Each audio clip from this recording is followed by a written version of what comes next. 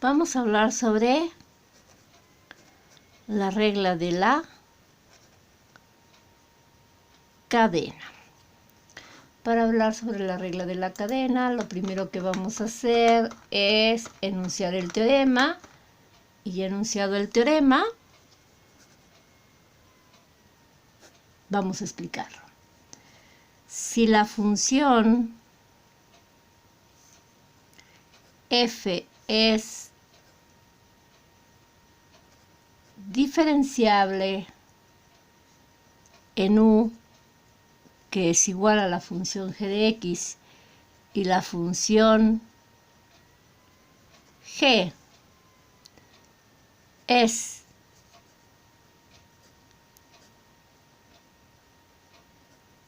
diferenciable en x, entonces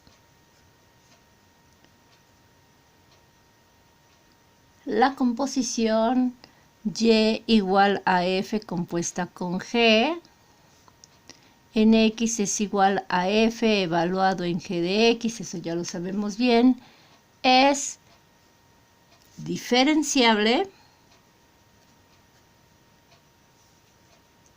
en x, y la derivada con respecto a x de f evaluado en g de x es igual a f', la derivada, evaluado en g de x por g' de x.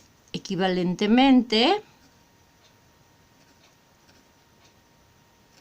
se puede escribir la derivada de y respecto a x es igual a la derivada de y respecto a u por la derivada de u respecto a x. Primero vamos a ver esta forma. Es la derivada de la función y respecto a x. Y es una función composición. Notemos que lo que une, tenemos de y de x, lo que nos une esta derivada es la derivada en u. Ahora bien, vamos a revisar la que tenemos arriba. Tenemos la función composición. ¿Cómo se deriva la función composición? Eso es lo que nos dice la regla de la cadena. Tenemos una función f que esté evaluada en g de x. Lo que vamos a hacer es derivar f y g de x la vamos a evaluar en g de x sin cambiarla. Y después vamos a multiplicar por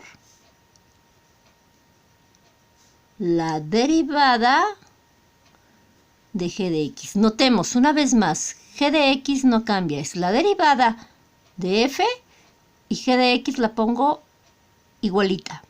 Y la multiplico por la derivada de la función composición, ¿sí? En la que esté evaluada g' de x. Esto se puede comparar, por eso se llama así.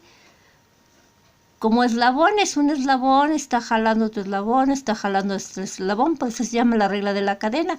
Notemos que una jala la otra. Otra manera de pensar, vamos a pensar nosotros en círculos concéntricos. Entonces, lo que vamos a hacer es revisar la función composición que tengamos y vamos a ver cuál es la función que se encuentra, entre comillas, hasta afuera.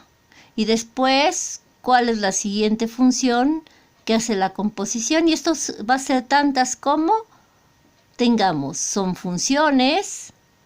Y esta función está evaluada en estas. Pero esta está evaluada en esta que está dentro. Pero la roja está evaluada en esta que está hasta adentro. Cuando acabemos de hacer eso es cuando vamos a acabar un ejemplo. Un ejemplo de este tipo de funciones, por ejemplo, sería y igual a seno quinto de 4x cuadrada. Yo la voy a reescribir para poder visualizar bien de qué funciones estamos hablando. Esto se puede escribir como seno de 4x cuadrada todo a la quinta potencia. Pensando en los círculos concéntricos, vamos a notar que la función de hasta afuera, la primera composición, es la potencia. Esta potencia está evaluada en seno, que es la siguiente composición, pero seno está evaluada en 4x cuadrada, pero dentro de ella hay otra que se llama x cuadrada. Entonces tenemos 1, 2 y 3 funciones. Vamos a verlo cuando la derivemos en un ejemplo, cómo se ocupa. Por lo pronto vamos a escribir otro teorema, este referente, también la regla de la cadena, pero para funciones trigonométricas. Solamente, ya lo sabemos hacer, solamente con el fin de explicar cómo se escriben para poder realizar ya los ejercicios. Si u es igual a g de x es una función diferenciable,